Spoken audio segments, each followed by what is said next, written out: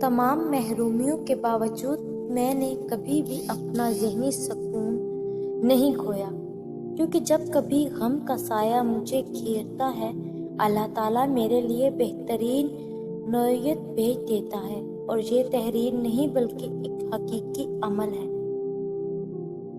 کیوں وسوسے ستا رہے ہیں تمہیں؟ کیوں خود کو اتنی مشکل میں ڈال رکھا ہے؟ جب تمہارا پروردگار تمہیں کہہ رہا ہے کہ ڈرو نہیں اور غم نہ کرو، یقیناً ہم تمہیں بچانے آ رہے ہیں، تو پھر بے خوف ہو جاؤ۔ جب اللہ نے کہہ دیا کہ وہ تمہیں بچانے آ رہا ہے، تو کس میں اتنی جرأت کہ اس کے راستے میں کھڑا ہو سکے؟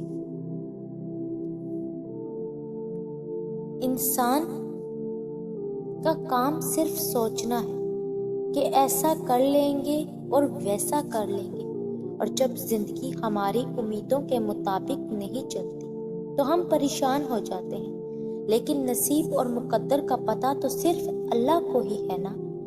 آگے کیا ہوگا، کیسا ہوگا، سب اللہ کو پتہ ہے، ہمارے تو صرف اندازے ہوتے ہیں۔ زندگی کو لے کر پتہ تو کسی کو بھی کچھ نہیں، توکل کو لے کر پریشان کیوں ہو؟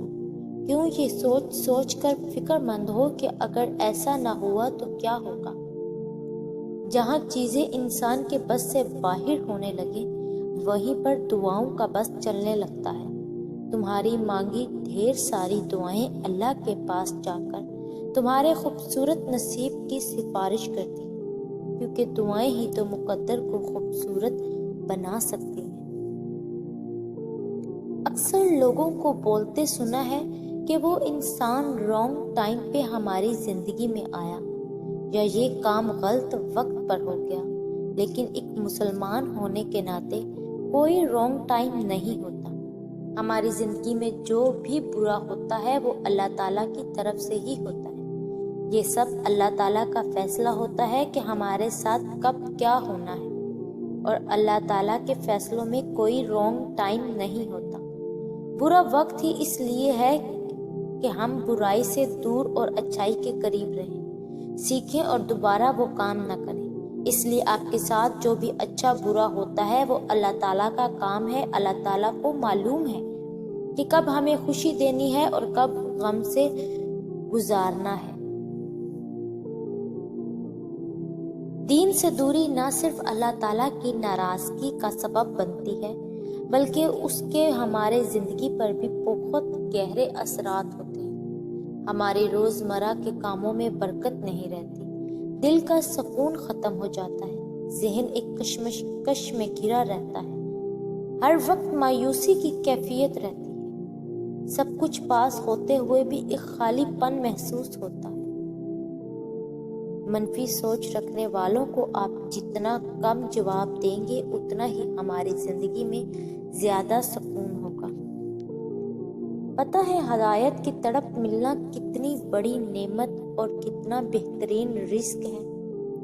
یہ آپ کو ہر لمحے باور کرواتا ہے کہ آپ کس قدر اہم ہیں، آپ کس قدر رحمان اور محبت کرنے والے اکبر رب کے بندے ہیں۔ یہ تڑپ آپ کو بتاتی ہے کہ کتنی بڑی قدر کی بات ہے اس کا مل جانا۔ تڑپ آپ کو بتاتی ہے کہ رب سے محبت ہو جانا کس قدر حسین جذبہ ہے۔ یہی تڑپ آپ کو رب کے گرد طواف میں لیے رکھتی ہے، یہ رب سے دور نہیں جانے دیتی۔ اتنی قیمتی ہے یہ تڑپ۔ پتہ ہے یہ کیسے ملتی ہے؟ بار بار مانگنے سے، بار بار رب کی طرف رجوع کرنے سے۔ اے ہمارے رب، ہمیں سیدھے راستے پر چلا۔ کچھ لوگ آپ کی زندگی میں تاروں کی طرح ہوتے ہیں، بہت ہی مدھم مگر ٹھنڈک اور سکون بخشنے والے، جو آپ کے ساتھ بہت خوشی سے سفر کرتے رہتے ہیں، آپ کو احساس بھی نہیں ہونے دیتے، نہ وہ آپ کی توجہ چاہتے ہیں اور نہ ہی آپ کو کسی بات پہ مجبور کرتے ہیں، وہ تو بس آپ کی راہ کو روشن کر رہے ہوتے ہیں۔ کوشش کریں کہ آپ پر کوئی سورج ایسا طلوع نہ ہو جس میں آپ نے نماز، قرآن، اذکار اور توبہ نہ کی ہو۔ بے شک خوش قسمت ترین ہے وہ لوگ جو کوئی دن ان کے بغیر نہیں گزارتے۔ زندگی کی اس کتاب کے آخری باب میں ہم سب نے چلے ہی جانا ہے۔ آزمائشیں بگڑتے ہی سنورنے کے لیے ہیں۔ آزمائش تو آتی ہی کچھ بڑا اجر دینے کے لیے ہے۔ تم بس اللہ پہ پختہ یقین رکھنا، وہ یہاں تک بے مقصد نہیں لایا تمہیں، تمہارے لیے کچھ اچھا سوچا ہے، تبھی تو یہ سفر شروع ہوا ہے۔ تم توکل اور صبر رکھنا، خوش کر دے گا تمہیں اللہ اپنے فیصلوں سے۔